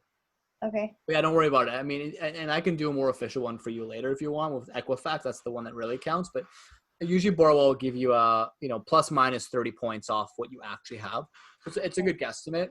There's also Credit Karma you can check if Borrowwell's giving you some tech issues. I think it's free as well. Awesome. Thank you. Yeah, you bet. Michelle had another question about property transfer taxes as well. Like, how does that work out for pre-development properties? Do you actually pay that upfront, get a credit, or do you just not have to pay for it? Oh, I already answered that to Michelle. Okay. I just responded to her. Oh yeah, Tim, you mentioned to ask my mortgage broker, right? Yeah, just to make sure that a lot of times the GST or the transfer tax is just going to be all embedded into your mortgage payments. Yeah, and just for the transfer tax, remember that's kind of like Tim had he showed the sliding scale, right? It was what is a percent of the first 200,000, and then you've got the the remainder up to 2 million. Anyways, there's a scale. It's usually between 9 and 12 grand if you're buying a regular condo in BC, and yeah, like with that, there's some exemptions and subsidies on that. But again, it's pretty weak if the property is over $500,000. So yeah, that's where that's part of the closing costs that the lender is going to want to make sure you have in your bank. But yeah, I can run some math for you if you like, but it's generally about 9 to 12K. Okay. So it's not cheap. I want to make sure that we answer questions from the floor first before I go to other questions. Anyone else want to come off mute or type out the questions? Oh, this is Helen. So, first of all, thanks everyone's great presentation, and I'm big believer in funding specialist. Yeah, although I work for the bank, definitely I suggest everyone talking to Paul for getting the mortgage, having a unbiased, getting different inputs. And for me, is because of my background as a chartered accountant and also having over 10 years working with entrepreneurs. Yeah, but I think my work is more about helping companies, owners, self-employed, opening bank accounts. Yeah, so if it's owning the property under a company, it might be also helpful. And then, so I'm on the board of Hong Kong Canada Business Association. My question is, do you, as the first speaker mentioned, does that you see lots of Hong Kong returnees? So, what kind of special program can they take advantage because they are not new immigrants? Yeah, yeah.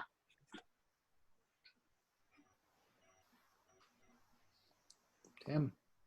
Well, for me, special programs. Well, there is no special programs when it comes to returning residents from Hong Kong. I've just completed one just about a month ago.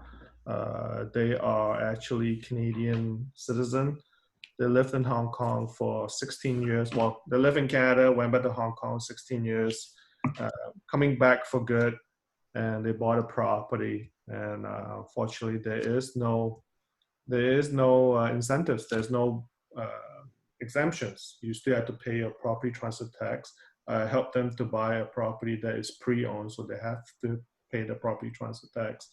They are not first-time home buyer. They had investment properties here before in the past. So the answer is no. I mean, Well, if anything, there's things like foreign buyers taxes and things like that. So oh Jesus, that's 20%. That's pretty high, right? So I've gone through one, and unfortunately they back out. You know, they're from Taiwan, and they have to back out because they're not going to pay 20%. 20% on a million too. That's a lot of money. That's 240,000. Crazy, and that's for people that just don't have a Canadian like PR card, or what's the? Oh yeah. That's no PR card. They're coming in as non-resident. They are applying to become permanent resident, but that takes time. I don't know what the grace period is. If you buy a property today as a non-resident, you pay 20%. I'm not sure what the grace period is. If you're about to get your PR, you might get some money back. I'm just not sure what that grace period is. I'm looking to. I want to talk to a tax lawyer, right, or an immigration lawyer for that. Yeah. Yeah, so but for the Hong Kong returnees, there are 300,000 Canadian passport holders living in Hong Kong. So some of them already have the Canadian passport. So yeah, they might be exempt from the foreign tax. Oh yeah, you don't have to pay the foreign tax. That's for sure. I mean, the foreign tax is not an incentive. It's actually not a good thing, but it's there for a reason. So, but you know, for example, don't talk about Hong Kong. Anywhere outside Canada, if you're a citizen of Canada, you're coming back to Canada from you reside in some other country, and you don't have any employment income here for the last 12 months. If you buy a brand new property, unfortunately, you have to pay all the taxes, the property transfer tax, the GST, and everything. So there is no incentives for those kind of buyers, right? But maybe it will change down the road. I don't know, right? Let's hope it doesn't. Because if it changes, then we'll see a whole bunch of foreign buyers coming back, and they're gonna buy all the property up, right? So yeah. So that's why it's great for Ching putting us together. Let's collaborate and create something good for the new opportunity, new market. Great. Go team. Quickly, just want to make sure we're on track for questions. Any other questions? I've got quite a few. So, Tim, in your opinion, as someone who has looked at a few pre-owned properties, what are some common non-superficial issues that tend to creep up in pre-owned properties? So things that you don't tend to be able to see visually that happen to a lot of buyers because they don't pay attention to some of the other things that go on behind the scenes. You're talking about things in the property? Yep. Well, the big thing is material latent defect. That's the big thing. Sometimes the seller will repair something that's been leaked before, especially for houses, okay? Where there's no report. The strata is always, there's a report. So if there's a leak from upstairs, there will be on the strata minutes, right? You see it. But for houses, if somebody patched thing up, you can't tell. And the inspector, what they do is they'll check for humidity level, they'll check to make sure there's no leak, it's all dried up. But if it's not done properly, it will leak again. So that things like that, nobody can tell. So that's one of the disadvantage, owning a freehold. Maybe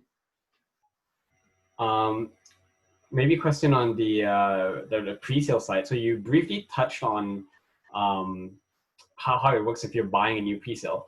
What about, because I'm also going through this myself, so how do assignments work?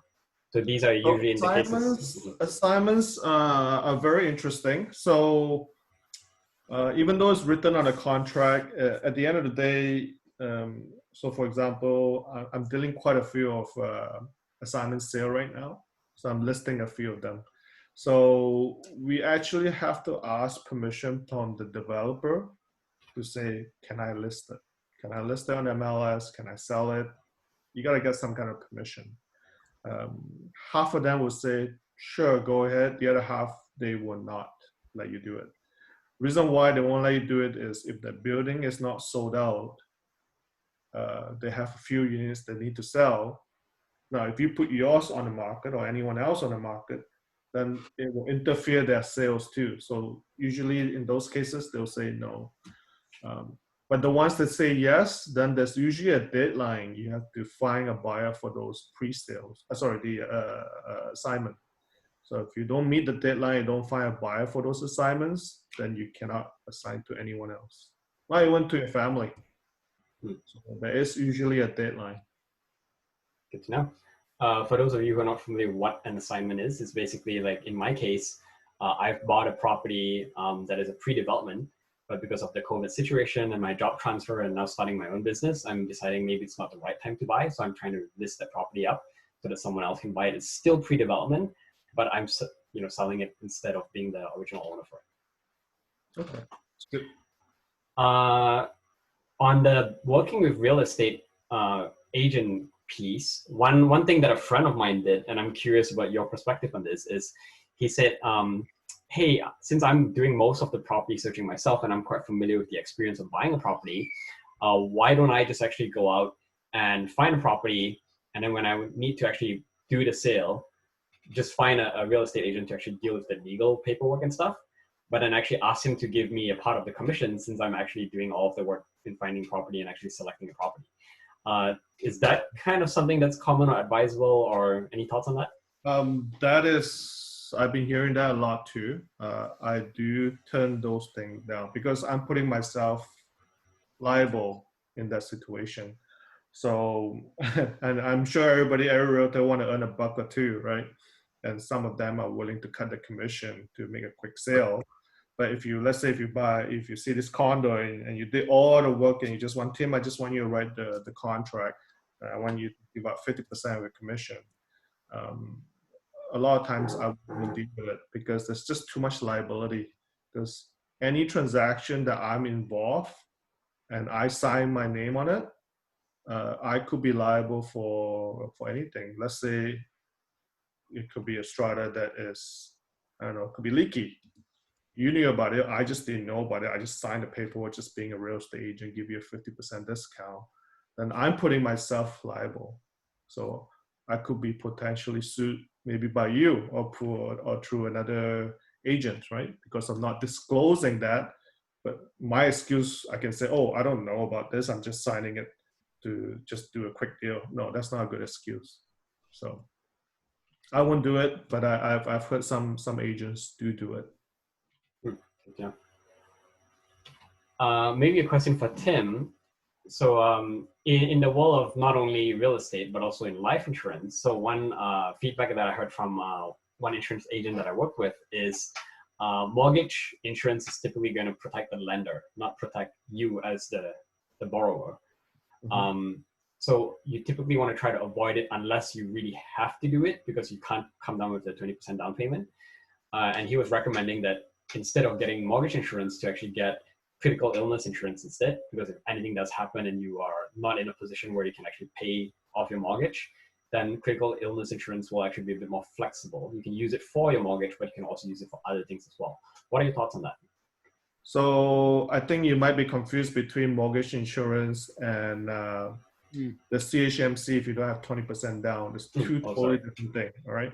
So what you're saying right now is if you get a loan of, let's say, 500,000, you just want to make sure, God forbid, something happens to you, your family will be covered, all right, that 500,000.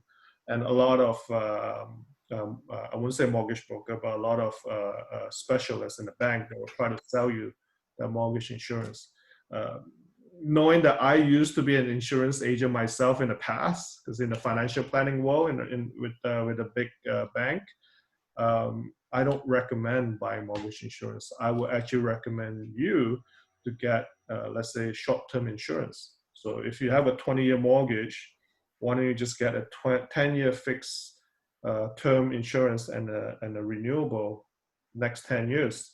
Then you know your rates. And it's usually quite low, a bit lower than a mortgage insurance.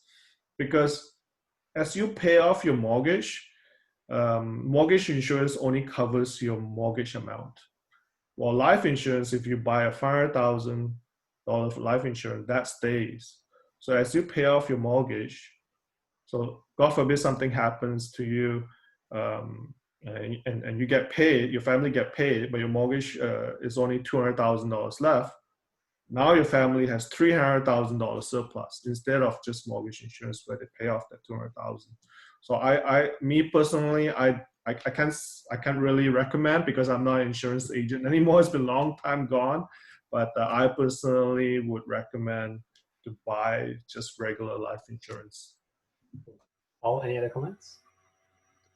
I mean, yeah, I think some of the there's a couple arguments to that. Like you can obviously do that. I mean, on the other end, I mean, yes, like we're asked to we have to legally ask the borrower, like, do you want MMP insurance, for example?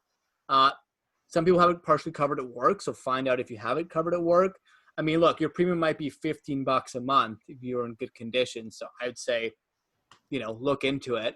And then also, I think a couple of the insurers will give you a 60-day, guarantee, or your money back, or they may not even charge you. And you might as well take that, just because sometimes people will get injured between when they close their mortgage or when they, of course, remove subjects and when they actually move into their place. And that's super unfortunate. So I would say, I don't know, if you want to go through a bit of the work of just registering and then canceling if you need to, fine. I think in general, if the premium's not too high, I think it's best to be on the side of caution. But again, if an actual insurance advisor, they may have a different strategy for that, and that's beyond my scope. One way or the other, you need one or the other. You need some kind of insurance. I totally agree with Paul. Yeah, ask the right questions and just see what makes sense for you. But it's hard to give an overall answer for anyone. Like, everyone's in very different situations, especially for insurance, right? On the health side and risk. So, it's comes down to your risk tolerance. That's the whole industry. Is insurance is about risk, right? Which is why it's hard to sell insurance. It's the what if scenarios. But it would be hard to sell that. But again, general people will, I think, will do it. We'll do some portion of it. And it's not going to break the bank. Correct. I agree. Maybe one last question for myself, unless anyone else wants to jump in. Anyone? So my last question would be actually for both of you. So let's say if I'm looking for a real estate agent to work with or a mortgage broker, how do I know if the person that I'm speaking to, say the real estate agent or the broker, is actually a good person to work with? Are there any red flags that you see in like bad real estate agents or bad mortgage brokers? Want to go first, Paul, or you want Sure. me? I would relate it to dating. If you're getting ghosted, if they're not communicative, if I don't know, they're trying to peacock in front of you and put on a show, and they don't seem authentic, and if they talk a big game but they don't follow through, which is Tim said, like, go see a bunch of properties with the realtor. If they're hustling for you, obviously they're probably going to be super genuine and know their stuff and be out and basically have your back, right? On the mortgage broker side, I mean, are they educating you? Are they giving you the information? Are they pressuring you? Hopefully not. It's like, it should be more so, here's the information, here's what I would think about. But the whole thing is, like, I say, we go at your pace. It's fully in your control. You got to make the decision. But I mean, I'm biased, but I would think, like with anything, you just have to get a feeling that there's a connection and that they got your back. And it's let's see how they act. Let's see what they actually do to follow through on what they said they're going to do versus talk big game. I totally agree with Paul. I think you guys will know. Oh yeah, I agree, Paul. I mean, like I said before, even if you choose a realtor you want to work with, see how they work. If actions do speak louder than words, someone else can give you a really beautiful speech and you're like, okay, I gotta work with this guy. The next thing you know, they don't promise to call you back, they don't do this and that, and then everything falls apart. So then you gotta find someone else. So I think action speaks louder than words. And you're right, Paul. Upselling is really bad. So yeah, that's my answer.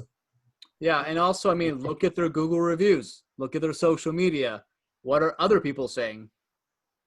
Right? So don't take their word for it. See, ask to talk to a past customer if there's confidential purposes there. But sometimes the customer will be happy to talk about how Paul helped them maximize their mortgage. I've got a few people back of pocket that I'm sure would be happy to talk to any of you guys, and even just as first-time home buyers, chat with you. So I mean, I'm an open book. And you should be looking at reviews and doing reference checks sometimes, right? Like with anything. Mm-hmm. Great. Question from Alex: where do you see the market going in the future? In near future, probably. Well, nobody see this COVID-19 coming along. Nobody predicted the market has 2 months of no sales, nothing at all, and everybody's lowering the prices. And now it's back to normal again. So what do I see the future of the market? You know what? It's not for me to determine what the future is. The market actually determines what the market will go into. So we have more buyers coming in. We have more immigration coming in. Then you probably see market prices will keep going up. That's pretty much the nature here in Vancouver. I'm not sure about other provinces, but in Vancouver, that's how it is. I see there's another question here too. How about market prices between condo, townhouses, single detached homes in Vancouver trading since COVID-19? Okay. For houses, I have seen a drop in prices because, first of all, houses are so expensive here in Vancouver. The last house I saw is like $1.5 million. It's a nice house in Vancouver, not on the west side, it's on the east side. So, prices will drop a little for houses, but I don't see any drop in condos and townhouses. It kind of depends on area. I mean, if you compare Vancouver and Surrey, it's a big difference, right? You compare Coquitlam to Port Coquitlam, it's two different beasts, two different markets. But overall, I think as long as the affordable level is there and the rates are low, I think the prices for condos and townhouses will just keep going up. Paul, any comments on mortgage rate trends? I mean, if you've looked at the last few months, it's been going down a lot. Will it get lower? It might. I don't see it going too much lower. I mean, yeah, honestly, I think now is a really good time to be getting pre-approved. Yeah, I totally agree on Paul on that one. Yeah, so leave it at that. It's a unique window of opportunity. Good to know. Otherwise, it is 7:54. We've gone a bit over time, so I Time just want to make flies. sure that we wrap it up on time. So no other questions. I think we'll leave everything for Q&A through email. So I just want to quickly share my screen so that you have my email at least, so that you can get their emails if you need to. So some upcoming workshops we have next week on time management, productivity, building discipline in July 15, life insurance July 22nd, revenue and growth optimization August 5th. Great ones. If anyone wants to make a donation, if they feel like they got value out of the workshop, you can send an e-transfer or PayPal to chin@classynowl.com. And here's my email, same, chin@classynowl. You can connect with myself, Paul, or Tim through LinkedIn, or we will also send out our emails in the post-event email. I've got my email in the chat here, just if someone needs it kind of more sooner than later. But yeah, excited to connect to everyone. Thanks for taking your time away from everything and listening to us to give you a little bit of insight of the real estate and also the mortgage world. So thank you, everyone. It's a lot, so sleep on it. Get a nice meal if you haven't already, and get a good sleep. Sounds good. Sounds good. Thank you, Chin. Thank you, Paul. Thanks for having us. Thanks, everyone. Yep. Thanks, you, everyone. everybody. Thank you, guys. Thank you. Thank you. Good night. Bye. You're welcome. Thanks again, Tim and Paul. Yeah, thanks so much, Vincent. Be in touch. See you guys. Paul. Thanks, Tim. Good Yeah. job. Thank you. Thank you. Bye. Yeah. Bye, Keep Helen. in touch. Yeah, keep in touch. Yes, please follow up. Thanks so much Yes. for your energy, Helen. Yes. Look forward to collaborate. Yeah, that's what it's all about, baby. Yeah. Thanks, Helen. See you guys soon. Have a good week. Have a good weekend. Take it easy. See you guys. And Bye. so we'll talk about the promoting the recording later. Just shoot it over to us, and if you can even send me the raw file, Chin, I might even like slice up a bit of it, add in some cool editing, put it on my YouTube channel. Let me know if you're Sure. cool with that. Okay. I'll put it up on YouTube so you can download it and edit it as well. Okay. Okay. Yeah, sweet. Whatever's easier. Awesome. Thanks, guys. Thanks, All right, Thanks, see y'all. Paul. See you guys. Have a good night. Take Bye-bye. care. Thanks, Alex. Feeling.